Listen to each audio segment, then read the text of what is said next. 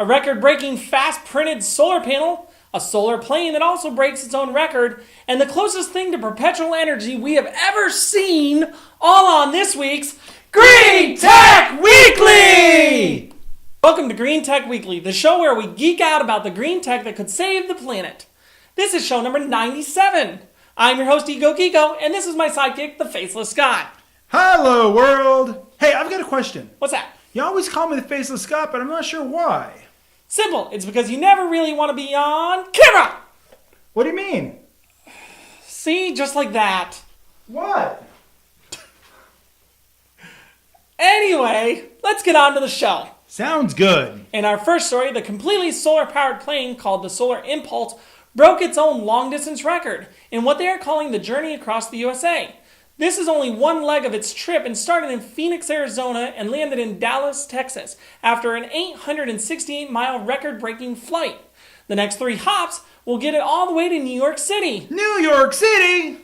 It took them 18 hours and 21 minutes to make this awesome record. Okay, so that's about 48 miles per hour. But hey, at least it's faster than your car. Next story is about something we really like. It's about Firefly? No. How about Canadian supergroup Rush?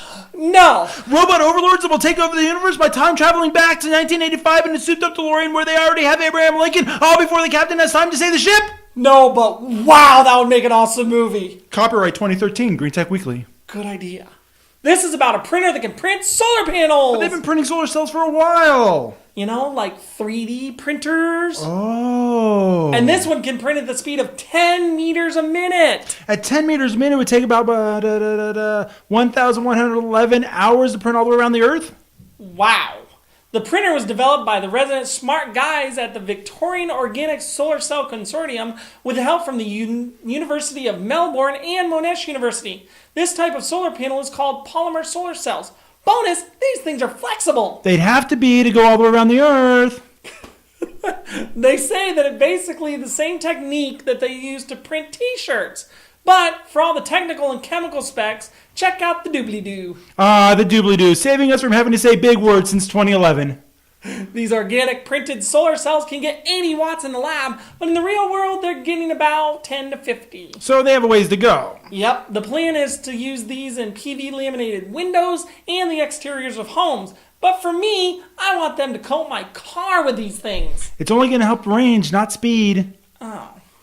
In this last story, we have what I think is very close to the holy grail of energy production. Indiana Jones already found it. It fell in a giant crevasse along with his Nazi girlfriend.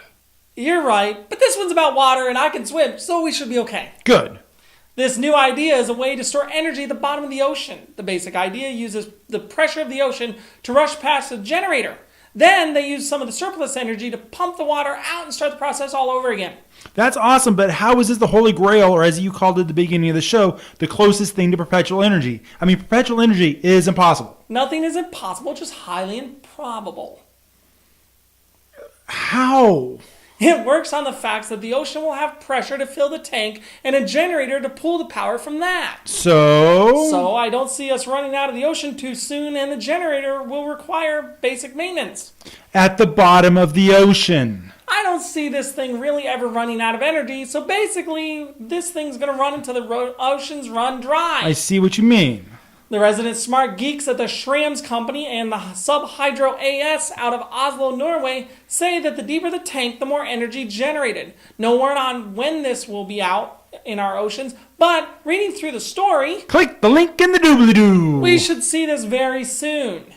That's another show. Hit the like button to show us, well, that you liked it. Follow us on Facebook and Twitter, and tune in next week for another green tech-filled show. And as always, remember to rethink it green. Rethink it green.